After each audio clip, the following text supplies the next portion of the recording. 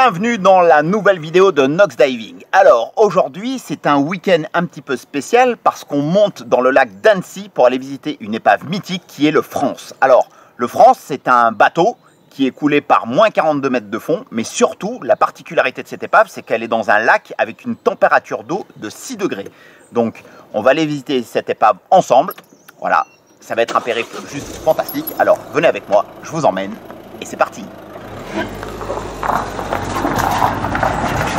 You're the light, you're the night, you're the color of my blood. You're the cure, you're the pain, you're the only thing I wanna touch. Never knew that it could mean so much. Alors, en fait, ce qui se passe, c'est que on s'y est pris un petit peu à la bourre et du coup, on n'a pas pu trouver d'hôtel. Alors, comme on n'a pas pu trouver d'hôtel, on a acheté 2 sacs de couchage à Decathlon et on est venu se foutre dans les bois, voilà, pour dormir là. Bonjour madame. Bonjour monsieur.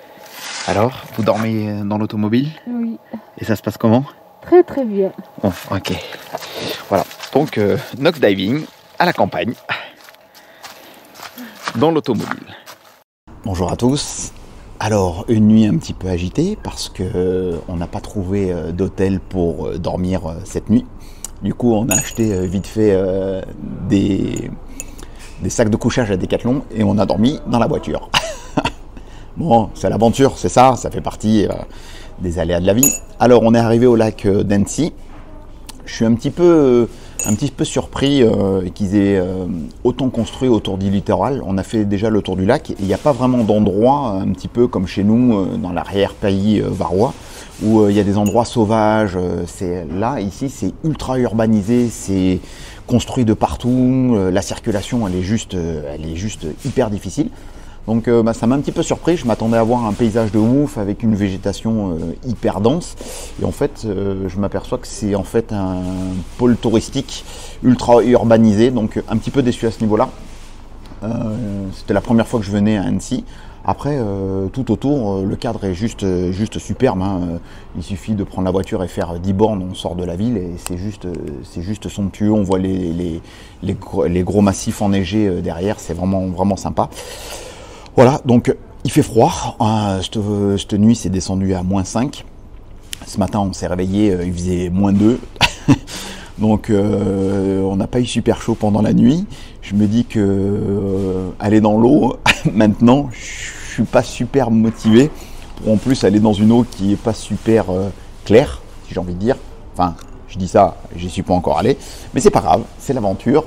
Ça me donne l'occasion de plonger dans un endroit différent et faire un truc qui n'a pas encore été trop fait en apnée, à rentrer à l'intérieur de l'épave si j'y arrive, quoi. Donc voilà, et écoutez, je vous dis à tout à l'heure et on essaiera de mettre tout ça en image du mieux qu'on peut. Allez, bis, à tout à l'heure.